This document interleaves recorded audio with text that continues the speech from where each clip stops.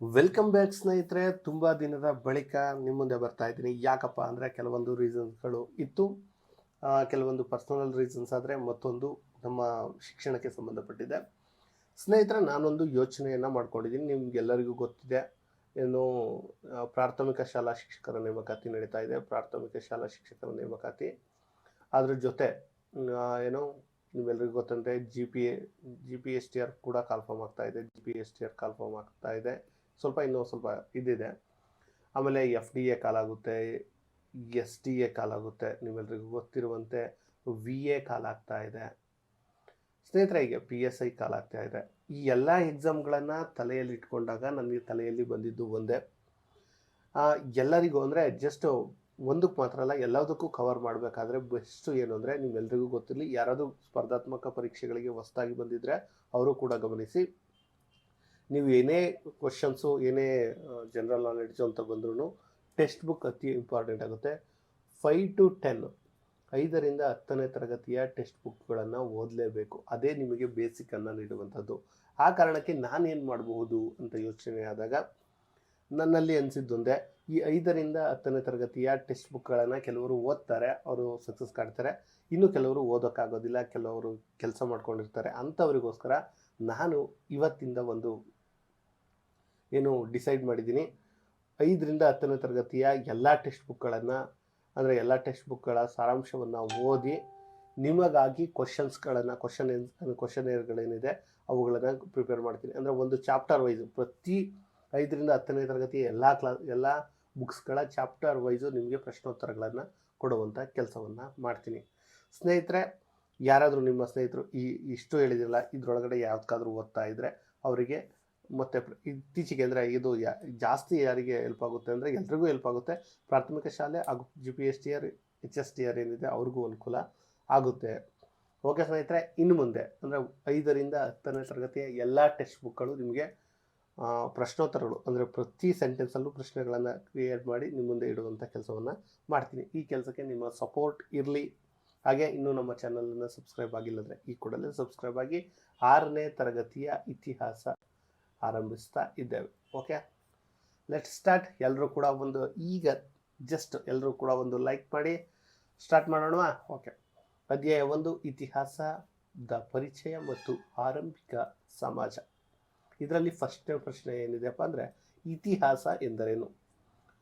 ಈ ಹಿಂದೆ ನಡೆದು ಹೋದ ಸಂಗತಿಗಳನ್ನು ಕ್ರಮಬದ್ಧವಾಗಿ ಹೇಳುವುದೇ ಇತಿಹಾಸ. ಸಿಂಪಲ್ ಅಲ್ವಾ? ಈ ಹಿಂದೆ ನಡೆದು ಹೋದ ಸಂಗತಿಗಳನ್ನು ಕ್ರಮಬದ್ಧವಾಗಿ ಹೇಳುವುದೇ ಇತಿಹಾಸ. ಇನ್ನು ಇತಿಹಾಸದ ಪಿತಾಮಹ ಯಾರು ಅಂದರೆ, ಗ್ರೀಕ್ ದೇಶದ ಹೆರೋಡೋಟಸ್ ಅವರನ್ನು ಇತಿಹಾಸದ ಪಿತಾಮಹ ಅಂತ ಕರೆಯಲಾಗುತ್ತೆ. ಎಲ್ಲ ಪ್ರಶ್ನೆಗಳನ್ನು ತೆಗೆದಿದ್ದೀವಿ ಸ್ನೇಹಿತರೆ, ಯಾವುದನ್ನು ಮಿಸ್ ಮಾಡಿಲ್ಲ. ಇತಿಹಾಸದ ಆಧಾರದಲ್ಲಿ ಪ್ರಮುಖವಾಗಿ ಎಷ್ಟು ವಿಧಗಳನ್ನು ವಿಂಗಡಿಸಬಹುದು ಅಂದರೆ, ನಾವು ಸಾಹಿತ್ಯಿಕ ಆಧಾರಗಳು, ಪುರಾತತ್ವ ಆಧಾರಗಳು ಅಂತ ವಿಂಗಡಿಸ್ಬೋದು. ಇತಿಹಾಸದ ಆಧಾರದಲ್ಲಿ ಸಾಹಿತ್ಯ ಆಧಾರದಲ್ಲಿ 2 ವಿಧಗಳನ್ನಾಗಿ ವಿಂಗಡಿಸಬಹುದು. ಅವು ಅಂದರೆ ಲಿಖಿತ ಸಾಹಿತ್ಯ ಮತ್ತು ಮೌಖಿಕ ಸಾಹಿತ್ಯ. ಲಿಖಿತ ಸಾಹಿತ್ಯ ಅಂದರೆ ಗೊತ್ತಲ್ಲ, ಬರೆದಿರುವಂಥದ್ದು. ಮೌಖಿಕ ಅಂದರೆ ಹಾಡುಗಳ ಮೂಲಕ.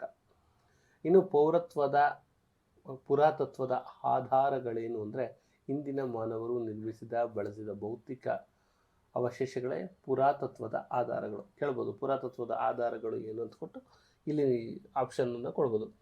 ಪುರಾತತ್ವ ಆಧಾರಗಳಿಗೆ ಉದಾಹರಣೆಗಳು ಅಂದರೆ ಮಡಕೆ ಚೂರುಗಳು, ನಾಣ್ಯಗಳು, ಶಾಸನಗಳು, ಸ್ಮಾರಕಗಳು ಮತ್ತಿತರ ಅವಶೇಷಗಳು.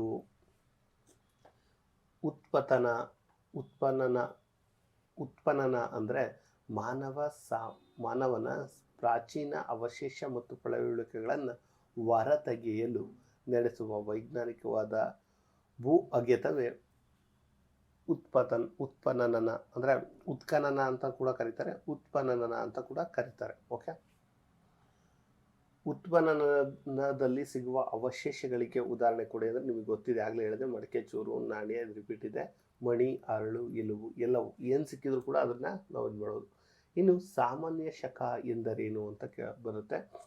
ಯೇಸುಕ್ರಿಸ್ತ ಬದುಕಿದ ಕಾಲಾವಧಿಯ ನಿರ್ದಿಷ್ಟ ವರ್ಷದಿಂದ ಪ್ರಾರಂಭವಾಗುವುದೇ ಕ್ರಿಸ್ತ ಶಕ. ಕ್ರಿಸ್ತ ಪೂರ್ವ ಅಂದರೆ ಏನು, ಯೇಸುಕ್ರಿಸ್ತ ಹುಟ್ಟಿರಲ್ವಲ್ಲ ಅದ್ರ ಇಲ್ಲದು, ಅದು ಹಿಂದ್ಗಡೆ ಹೋಗುತ್ತೆ, ಇದು ಮುಂದೆ ಬರುತ್ತೆ. ಓಕೆ, ನಿಮಗೆ ಗೊತ್ತಿರಲಿ. ಇತಿಹಾಸವನ್ನು ವರ್ಗೀಕರಿಸಲು ಬಳಸುವ ಪ್ರಮುಖ ಮಾನದಂಡಗಳು ಅಂದರೆ ಅಕ್ಷರ ಜ್ಞಾನವೇ ಇತಿಹಾಸದ ವರ್ಗೀಕರಣದ ಮೊದಲ ಮಾನದಂಡವಾಗಿದೆ.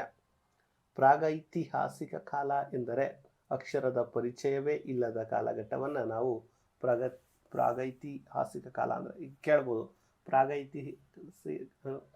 ಪ್ರಾಗೈತಿಹಾಸಿಕ ಕಾಲದ ಉದಾಹರಣೆ ಅಥವಾ ಕಾಲ ಅಂದ್ರೇನು ಅಂದರೆ ಅವಾಗ ಏನು ಅಕ್ಷರ ಜ್ಞಾನ ಇರಲಿಲ್ಲ, ಅದನ್ನೇ ನಾವು ಪ್ರಾಗೈತಿಹಾಸಿಕ ಕಾಲ ಅಂತ ಕರಿತೀವಿ. ಇನ್ನು ಪೂರ್ವಭಾವಿ ಇತಿಹಾಸ ಕಾಲ ಅಂದರೆ ಅಕ್ಷರ ತಿಳುವಳಿಕೆ ಇದ್ದು ಅವುಗಳನ್ನು ಓದಲು ಸಾಧ್ಯವಾಗಿ ಇಲ್ಲದಿದ್ದರೆ ಆ ಕಾಲಘಟ್ಟವನ್ನು ಪೂರ್ವಭಾವಿ ಅಂದರೆ ಅವರಿಗೆ ಅಕ್ಷರ ಜ್ಞಾನ ಇರುತ್ತೆ, ನಾವು ಅದನ್ನು ಓದಿಲ್ಲ ಅಂದರೆ ಅದನ್ನು ಪೂರ್ವಭಾವಿ ಇತಿಹಾಸ ಕಾಲ.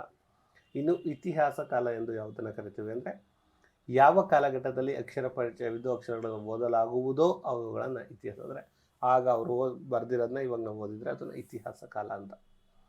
ಇನ್ನು ಮಾನವರ ವಿಕಾಸ ಸುಮಾರು ಎಷ್ಟು ವರ್ಷಗಳ ಹಿಂದೆ ಆಯಿತು ಅಂದರೆ 8 ಲಕ್ಷ ವರ್ಷಗಳ ಹಿಂದೆ.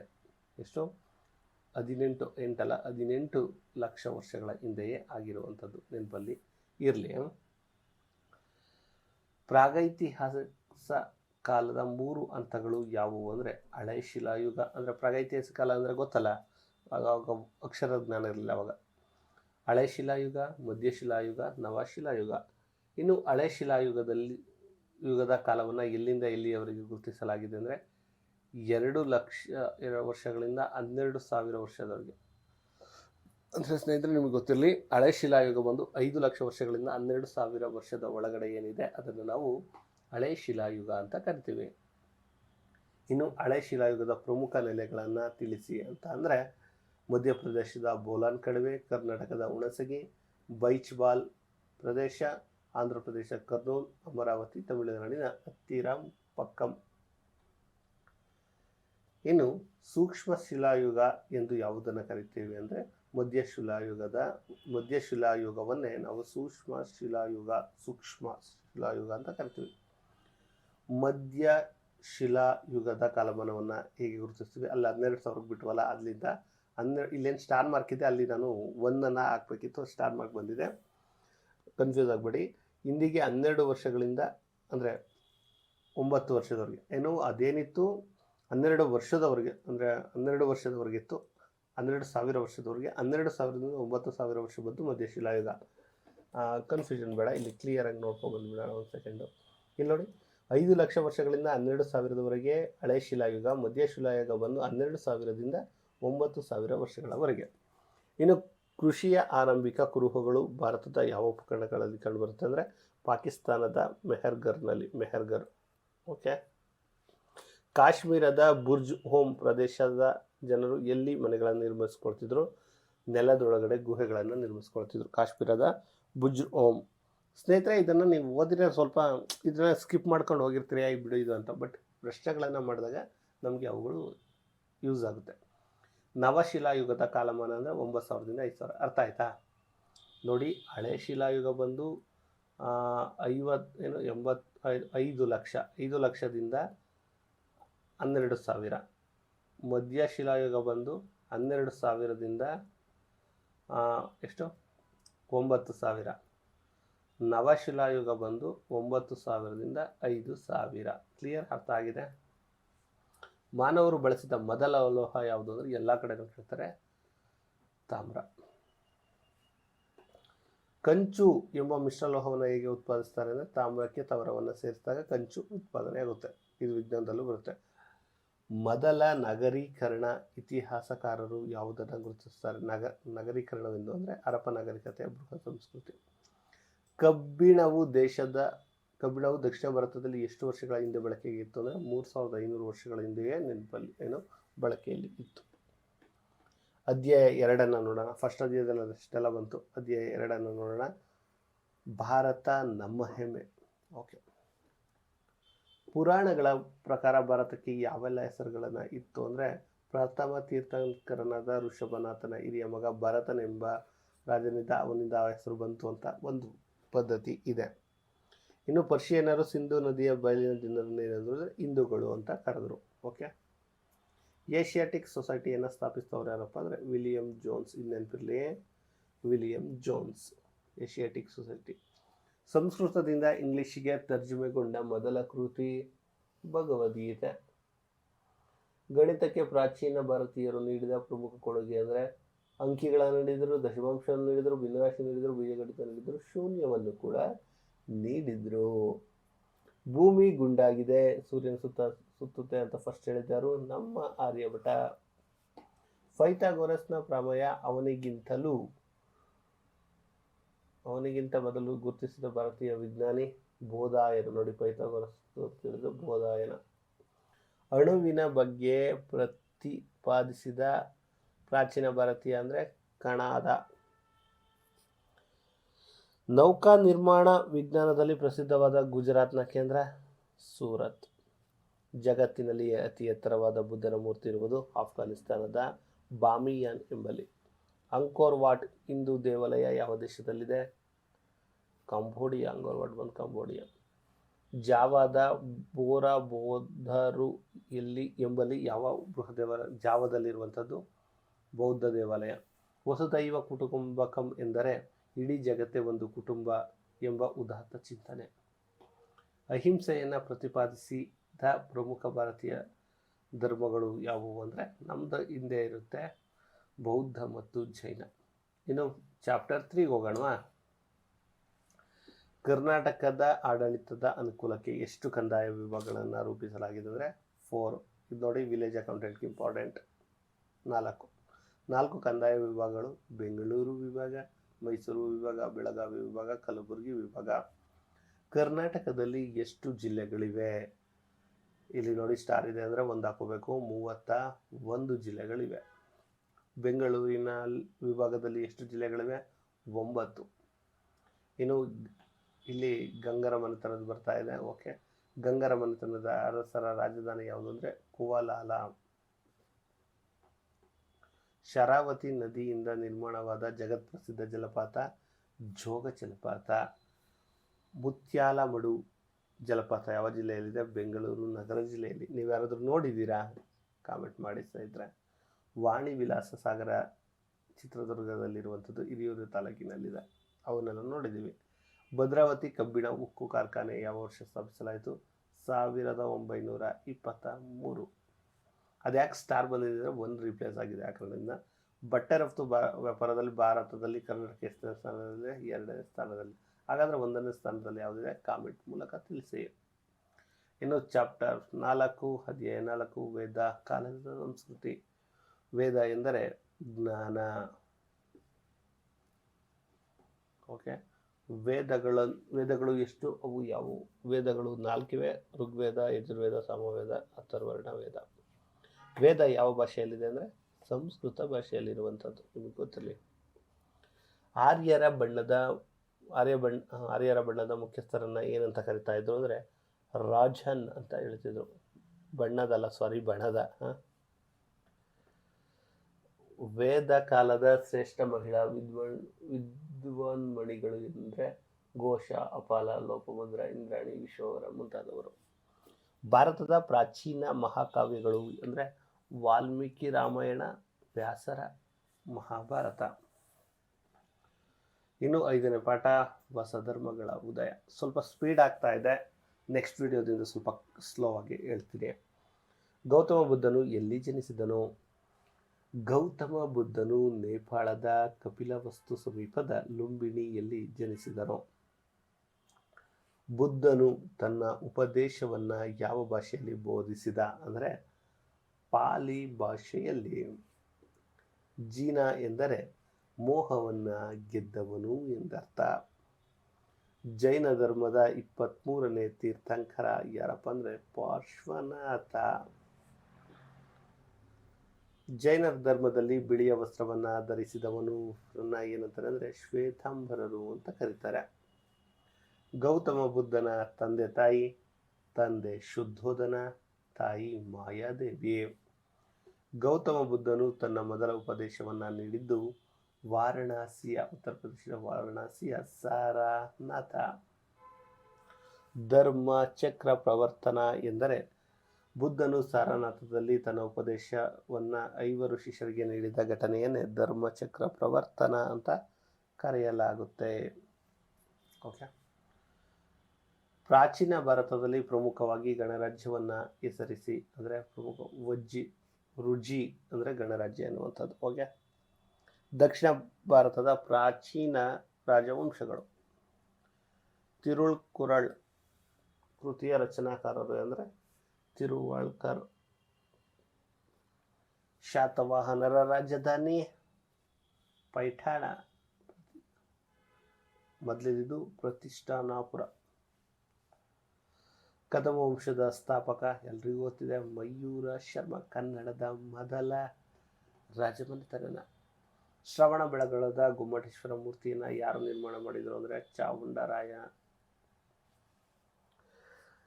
ಬಾದಾಮಿ ಚಾಲುಕ್ಯರ ಶ್ರೇಷ್ಠ ಅರಸ ಎಲ್ರಿಗೂ ಗೊತ್ತಿದೆ, ಪುಲಕೇಶಿ.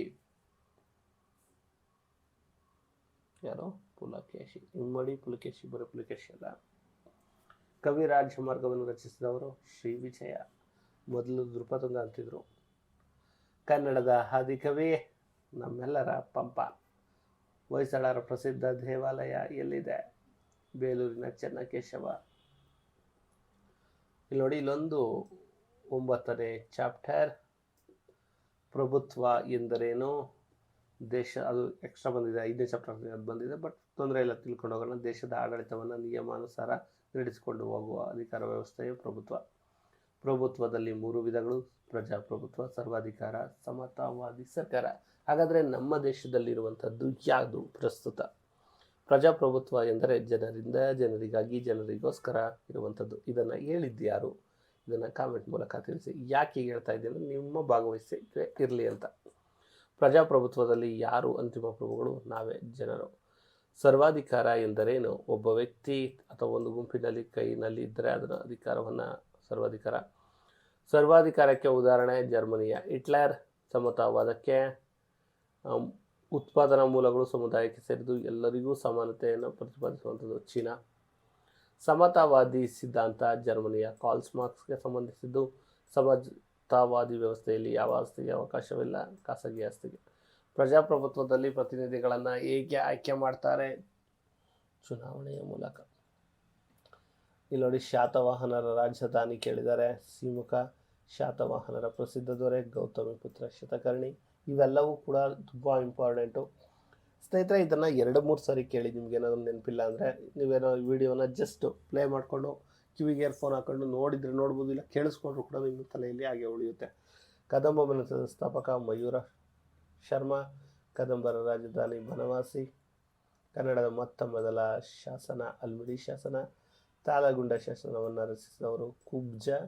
ಗಂಗರ ರಾಜಧಾನಿ ತಲಕಾಡು. ಗಂಗರ ಲಾಂಛನ ಆನೆ ಅಥವಾ ಮದಗಜ. ಕವಿರಾಜಮಾರ್ಗ ರಚಿಸಿದವನು ಶ್ರೀ ವಿಜಯ. ಇಲ್ಲೊಂಚೂರು ಹೆಚ್ಚು ಕಮ್ಮಿಯಾಗಿ ಮತ್ತೆ ಬಂದಿದೆ. ಕವಿರಾಜಮಾರ್ಗ ಯಾರ ಆಸ್ಥಾನದಲ್ಲಿದೆ ಅಂದರೆ ಅಮೋಘ ವರ್ಷ ನೃಪತುಂಗ. ಅಂದರೆ ಇಲ್ಲಿ ನಾನು ಕ್ವಶನ್ಸನ್ನು ಮಾಡಬೇಕಾದ್ರೆ ಈ ಚಾಪ್ಟರ್ ಅಲ್ಲಿ ಬಂದಿರುತ್ತೆ ಮತ್ತು ಇಲ್ಲೂ ಬಂದಿರುತ್ತೆ, ಆದ್ದರಿಂದ ಮತ್ತೆ ಕ್ವಶನ್ ರಚಿಸಲಾಗಿದೆ, ಅದಕ್ಕೆ ಇದಾಗಬೇಡಿ. ಗೊಮ್ಮಟೇಶ್ವರ ಮೂರ್ತಿಯನ್ನು ಯಾರು ರಚಿಸಿದ್ರು? ಚಾಮುಂಡರಾಯ. ಅಲ್ಲೂ ಕೂಡ ಬಂದಿತ್ತು. ಗೊಮ್ಮಟೇಶ್ವರ ಮೂರ್ತಿ ಎಲ್ಲಿದೆ? ಶ್ರವಣ ಬೆಳಗೊಳ. ಬಾದಾಮಿ ಚಾಲುಕ್ಯರ ಪ್ರಸಿದ್ಧ ದೊರೆ ಯಾರು? ಇಮ್ಮಡಿ ಪುಲಕೇಶಿ. ಆಗಲೇ ಹೇಳಿದೆ. ಇಮ್ಮಡಿ ಪುಲಕೇಶಿ ಯಾರನ್ನು ಸೋಲಿಸ್ತಾ ಅಂದರೆ ಹರ್ಷವರ್ಧನ. ನೆನಪಿಡಿ ಅಂತ ಬಂದಿರುತ್ತಲ್ಲ, ಅದನ್ನು ಕೂಡ ಕ್ವಶನ್ ಆಗಿ ಮಾಡಿದ್ದೀನಿ. ಕಾಂಚಿಯ ಪಲ್ಲವರ ಪ್ರಸಿದ್ಧ ದೊರೆ ನರಸಿಂಹವರ್ಮ. ವಾತಾಪಿಗೊಂಡ ನರಸಿಂಹವರ್ಮ ಬಿರುದಿದ್ದು. ಇನ್ನು ಮಹಾಬಲಿಪುರಂನಲ್ಲಿರುವ ರಥಗಳ ಸಂಖ್ಯೆ, ಇದು ಇಂಪಾರ್ಟೆಂಟು, 8. ರಾಷ್ಟ್ರಕೂಟರ ರಾಜಧಾನಿ ಮಾನ್ಯಕೇಟ. ಎಲ್ಲೋರನಾಥ ಕೈಲಾಸ ದೇವಾಲಯ ಕಟ್ಟಿಸುವನು 1ನೇ ಕೃಷ್ಣ. ಇದು ಇಂಪಾರ್ಟೆಂಟ್. ಕಲ್ಯಾಣಿ ಚಾಲುಕ್ಯರ ಪ್ರಸಿದ್ಧ ದೊರೆ ವಿಕ್ರಮಾದಿತ್ಯ. 6ನೇ ವಿಕ್ರಮ. ಕಲ್ಯಾಣಿ ಚಾಲುಕ್ಯರ ರಾಜಧಾನಿ ಬಸವ ಕಲ್ಯಾಣ. ಹೊಯ್ಸಳರ ರಾಜಧಾನಿ ಹಳೆಬೀಡು ಮತ್ತು ಬೇಲೂರು ಅಂತ. ಹಳೆಬೀಡು ಆ್ಯಕ್ಚುಲಿ ಮತ್ತು ಬೇಲೂರು ಅಂತಿದೆ, ಬಟ್ ಇಲ್ಲಿರೋ ಹೊಯ್ಸಳರ ರಾಜಧಾನಿ ಹಳೆಬೀಡು, ಈ ಬೇಲೂರಲ್ಲ. ಹೊಯ್ಸಳರ ಲಾಂಛನ ಸಳನನ್ನು ಕೊಲ್ಲುತ್ತಿರುವ ಹುಲಿಯ ಚಿತ್ರ. ಹೊಯ್ಸಳರ ಪ್ರಸಿದ್ಧ ದೊರೆ ವಿಷ್ಣುವರ್ಧನ. ಬೇಲೂರಿನ ಚೆನ್ನಕೇಶವ ದೇವಾಲಯ ಕಟ್ಟಿಸಿದವರು ವಿಷ್ಣುವರ್ಧನ. ಚೋಳರ ಪ್ರಸಿದ್ಧ ದೊರೆ ಯಾರು ಅಂದರೆ ರಾಜೇಂದ್ರ ಚೋಳ. ರಾಜರಾಜ ಚೋಳರು ಇಂಪಾರ್ಟೆಂಟ್.